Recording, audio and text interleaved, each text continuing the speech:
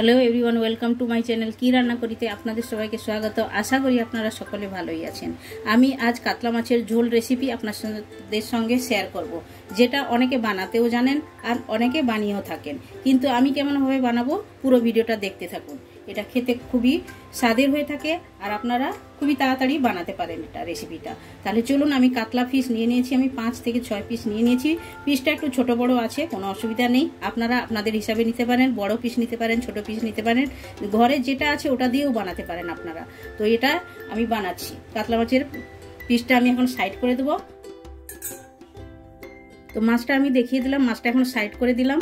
আর সঙ্গে আমি আলু নিয়েছি, আমি দুটো আলুকে এভাবে চৌকোনভাবে কেটে নিয়েছি, আপনারা আপনাদের হিসাবে নিতে পারেন। আমি দুটো আলু নিয়েছি। আর যে মশলাগুলো লাগছে ওগুলোও আমি এক এক করে আপনাদের সঙ্গে শেয়ার করে নেব।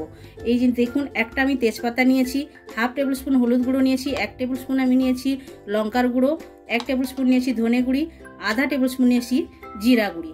আর লাগছে আমাদের যেগুলো, ওগুলোও আমি আপনাদের সঙ্গে শেয়ার করছি এক এক করে। এই যে দেখুন, এই যে আমি নিয়েছি আদা রসুনের পেস্ট, আমি বানিয়ে নিয়েছি। আদা রসুনের পেস্টটা 2 চামচ একদম ভরে নিয়েছি। আর একটি টমেটোকে আমি পিউরি বানিয়ে নিয়েছি, একটা কাঁচা লঙ্কা চিরা করে নিয়ে নিয়েছি। আর দুটো পেঁয়াজ, মিডিয়াম সাইজের পেঁয়াজকে এভাবেই ছোট ছোট কেটে নিয়েছি। আপনাদের কাছে বড় থাকলে একটা আপনারা নিতে পারেন, আমি দুটো নিয়েছি মিডিয়াম সাইজের।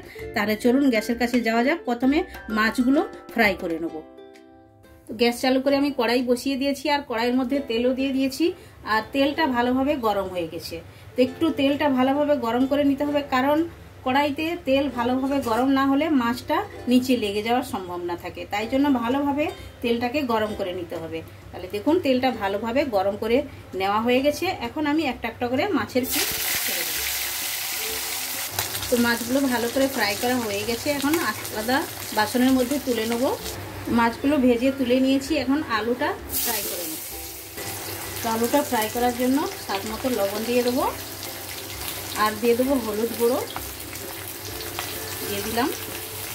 ভালো করে নাড়াচাড়া করে দেবো।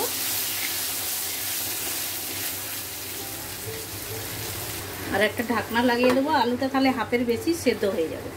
তো আলুটা দেখুন লাল লাল করে ভেজে নিয়েছি, এখন তুলে নেব। ওই তেলের মধ্যে আমি পেঁয়াজ কুচনো দিয়ে দেবো। পেঁয়াজটা ব্রাউন করে ভেজে নিতে হবে।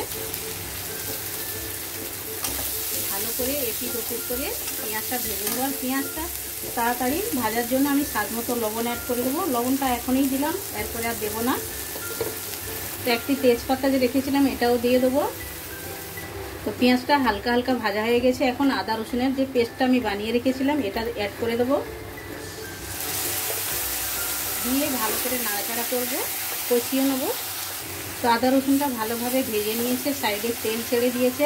এখন আমি অ্যাড করে দেবো এই যে শুকনো মশলাগুলো রেখেছি প্লেটের মধ্যে, এটা আমি অ্যাড করে দেবো। শুকনো মশলাগুলো অ্যাড করে দিলাম, দিয়ে একটু নাড়াচাড়া করব ভালো করে। আর মশলাটা যাতে জ্বলে না যায় একটু জল দিয়ে দেবো, দিয়ে ভালো করে কষিয়ে নেব। তো মশলাটা ভালোভাবে কষিয়ে নিয়েছি, দেখুন সাইডে সাইডে তেল ছেড়ে দিয়েছে। এখন আমি অ্যাড করে দেবো টমেটো পিউরিটা যে বানিয়ে রেখেছি, এটা আমি অ্যাড করে দেবো। দিয়ে এটাও ভালোভাবে কষিয়ে নেব। তো টমেটো পিউরিটা দিয়ে আমি ভালোভাবে কষিয়ে নিয়েছি, দেখুন একদম সাইডে সাইডে তেল ছেড়ে দিয়েছে। এখন আমি অ্যাড করে দেবো যে ভেজে রাখা আলুটা অ্যাড করে দেবো। আলুটা দিয়ে দিলাম, দিয়ে ভালো করে কষিয়ে নেব।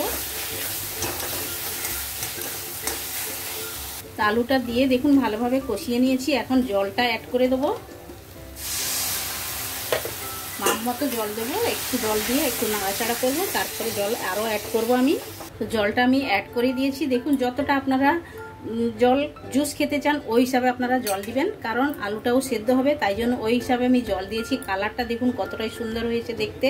কারণ হচ্ছে আপনারা টমেটোটা পিউরি করে যদি দেন তাহলে দেখবেন এটা কালারটা খুবই সুন্দর হয়ে থাকে। আপনারা তরকারিতে কোনো সময় কোনো এইরকমভাবে ঝোল যদি বানান, মাংসও যদি বানান না কেন, আপনারা টমেটোটা পিউরি বানিয়ে দিবেন, দেখবেন কালার একদম খুবই সুন্দর আসবে। তো এখন বয়েল হওয়ার জন্য অপেক্ষা করব, তারপরে আমি মাছটা অ্যাড করব। তো আলুটা সেদ্ধ হয়েছে কিনা দেখে নেব। দেখুন আলুটা সেদ্ধ হয়ে গেছে ভালোভাবে, এই দেখুন ভালোভাবে সেদ্ধ হয়ে গেছে। এখন আমি যে ভেজে রাখা মাছটা অ্যাড করে দেবো। দিয়ে দিলাম, দিয়ে একটু নাড়াচাড়া করে দেবো।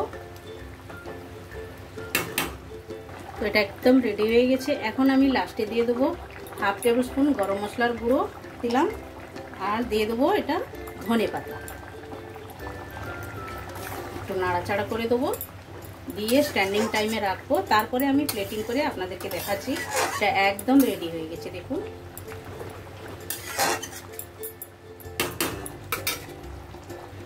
তো দেখুন কাতলা মাছের ঝোলটা আমার একদম রেডি হয়ে গেছে, আর দেখতে যতটাই কালারফুল, খেতে অতটাই টেস্টি।